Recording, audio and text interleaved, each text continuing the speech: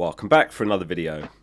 Two of the best transfers I think I've ever made just before the break. It was Saka and Thiago that joined the team in place of Gyökeres and Ndai, and they both went on to score 3 goals between them. Saka hit DEFCON as well and he got max bonus, which meant 12 points for him, 13 points for Thiago. So basically 22 points gained overall from those two transfers. Very lucky. One thing that I have said, and I said it in last Gameweek's team selection video actually, is FPL is about putting yourself in a position to get lucky, and it was a 50-50 between Thiago and Minte for me. And in the end, when it was that close, I just boiled it down to Thiago being on penalties, and very lucky for him to actually get a penalty and score it. I won't dispute that. Elsewhere, Arsenal conceded twice to Sunderland. Munoz kept a clean sheet. Semenyo missed a penalty, as did Haaland in fact. So there was some bad luck last game week as well. 79% of penalties are converted on average, and I know tons of you had that Semenyo and Haaland combination as well. Very unlucky. The international break has thrown up several flags as well, so I'm going to talk about the ones that I've got in my team, Gabriel, Semenyo and Enzo, and what I'm going to do with them. I mean, it could certainly be worse. I was posting about my flags the other day, and I got a reply from someone called Elder, who replied with their team, and they got 10 flags. I've genuinely never seen so many flags. They had Guehi, Calafiori, Gabriel, Neto, Semenyo, Enzo, Paquetá, Gyökeres, Sesko and Burn, all flagged. Anyway, let's have a look at how you got on last game week. Adam from above average FPL uses bench boost and it went well. I mean, there's some serious bench wankery here. He did have Raya, Gabriel, Enzo and Saka on the bench. But yeah, the overall score was huge. 76 points with a -4 hit. A gaming rank of 9.5k. FPL Diz says, beat that, my lowest score ever. She finished on 29 points all out and says Thiago's 13 on the bench really hurt. I have actually found someone who did beat that. Luke, or FPL Crusader, says, potentially my worst week ever in 15 plus years playing the game. Just look at the Gameweek rank. So it was a Gameweek rank of 11 million, 28 points all out, only 2 returns, Munoz's clean sheet, and Haaland's goal, though of course he did miss that penalty, so it was only 4 points for Haaland. You guys seem to prefer the disaster classes more than the big scores, so one more for you. I mean, the overall score isn't bad in fairness, but Hack the Fantasy says, I hate my last game week score. A burn red card, Semenyo missed penalty, and the final blow was triple captain Haaland fail, 40 points all out. Last one then, Osman with a more honest bench boost. Finished on 76 points as well, no hit taken. Dubravka, Reinders, Keane and Fleming on the bench. So Keane with a big carry there, 15 point haul after that goal and a clean sheet. Thanks for the submissions everyone, and especially those of you that have sent yours in after a bad week. Let's get into my team then for Gameweek 12 and the transfer plans to deal with those flags. It's the North London derby with Arsenal hosting Spurs, and Raya starts in goal for me. The Gabriel injury isn't great, there's no two ways about it. I mean, I think he's in the conversation as one of the best centre backs in the world right now for me. However, I do feel a lot are overlooking just how good Hincapié and Mosquera are as backup centre backs. The only thing is, Arsenal's defence is probably going to be hovering around 100% effective ownership now after the injury, so basically I'm no longer going to gain any ranks from Arsenal clean sheets, so my team is down to 10 players essentially, unless I sell Gabriel for another Arsenal defender. More on that in a sec. So the defence is Munoz, Gabriel and Anderson. So what's the latest with Gabriel? Well, David Ornstein is as reliable as it gets, and he's reported that Arsenal are continuing to assess him, and there's concerns that he could miss 1 to 2 months for injury. And this is literally the worst possible time in a season to pick up an injury for that long, because we're about to head into the busy winter schedule. I've put together a quick graphic here to visualise what he could miss. If it's 1 month, then that could be 6 game weeks. If it's 2 months, that's potentially 10 game weeks. Plus, of course, other competitions, so from an Arsenal perspective, it's not great. So the only logical conclusion you can come to is to sell him.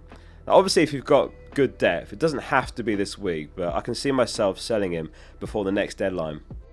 We talked a lot about Gabriel replacements in the players to buy video. Give that a watch after if you've not seen it yet.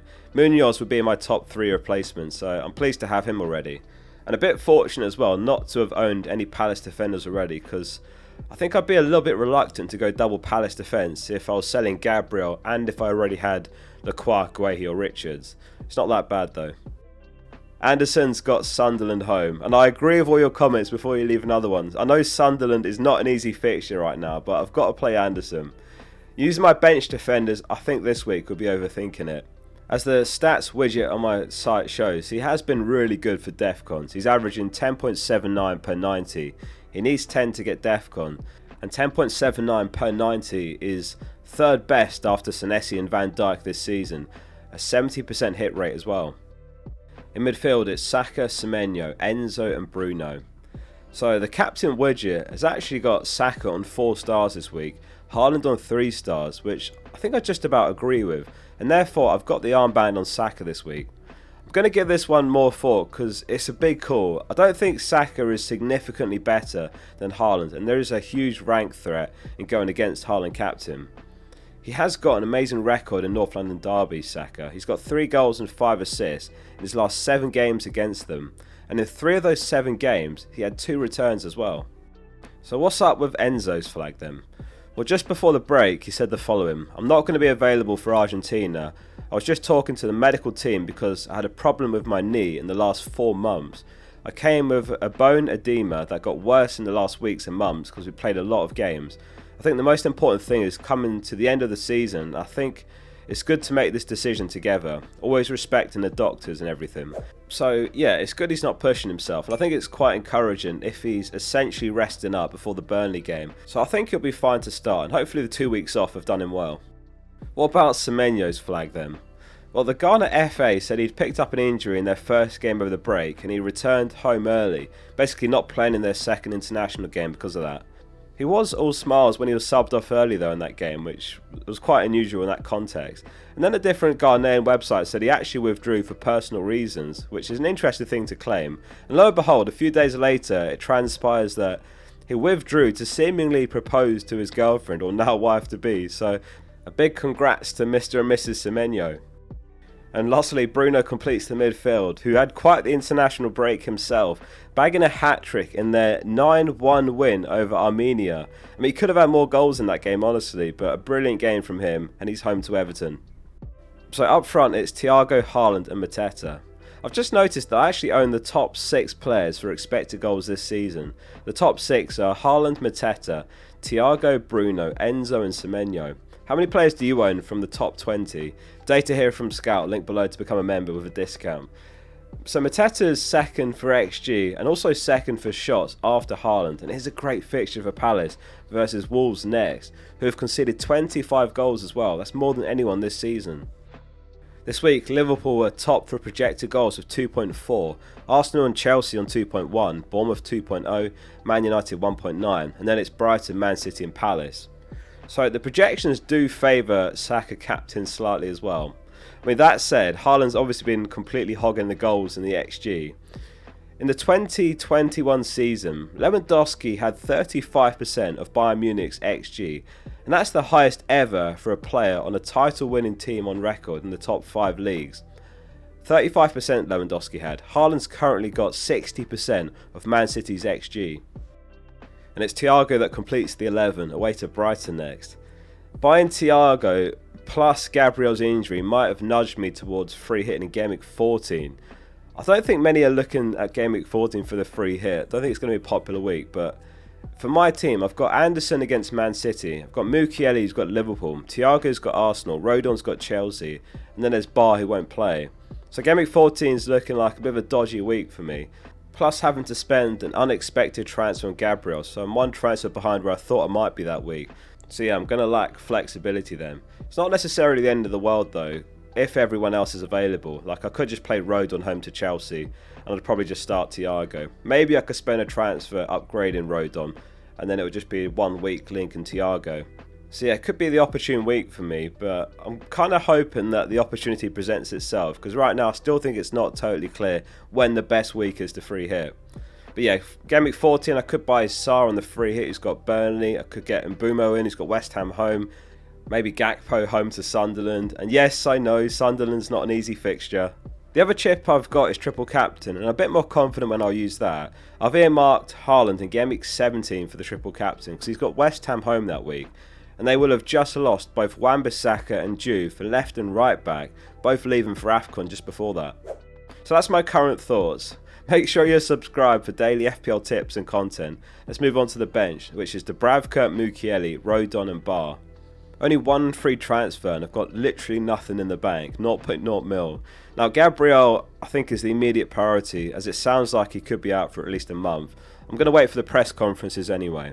If there's any other players out in my team, I'm just going to use the bench. I'm going to avoid a hit. So the big question is, who do I replace Gabriel with?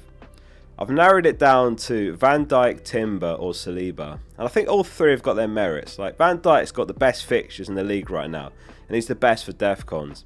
Timber playing for the best defence in the league and that potential for attacking returns. But I think if I'm being honest, there might be a game week at some point where he doesn't start, so he gets a rest and White gets the start. Might not matter overall though, of course, if he's kept the clean sheets and got an attacking return over that run. Saliba is the potentially more nailed pick in the Arsenal defence basically, but the least goal threat of the three. And after a lot of consideration, the plan is to sell Gabriel for Van Dijk. This also frees up 0.4 million, which was a factor for me, because having 0.0 mil in the bank gives me very little flexibility. Certainly no room for an upgrade. The only option is to go down to cheaper players. So that money in a pinch does give me the option to upgrade Rodon or Mukiele to any 4.5 mil defender. You know, that could be someone like Truffert a bit later. Liverpool are actually 5th best for non-penalty XG conceded as well, which isn't that bad really. They're not suddenly a shocking team, and I do feel they're almost getting over-criticised now. I know they're 8th in the Premier League table, which looks bad, but the table's so tight right now, and I think they're about to climb the table. Like 2 points currently separates 3rd and 9th, that's how tight it is. So yeah, the plan for me, Gabriel to Van Dijk as it stands. If you've got Gabriel, what's your plan with him? Thanks as always for watching, see you soon for the next one.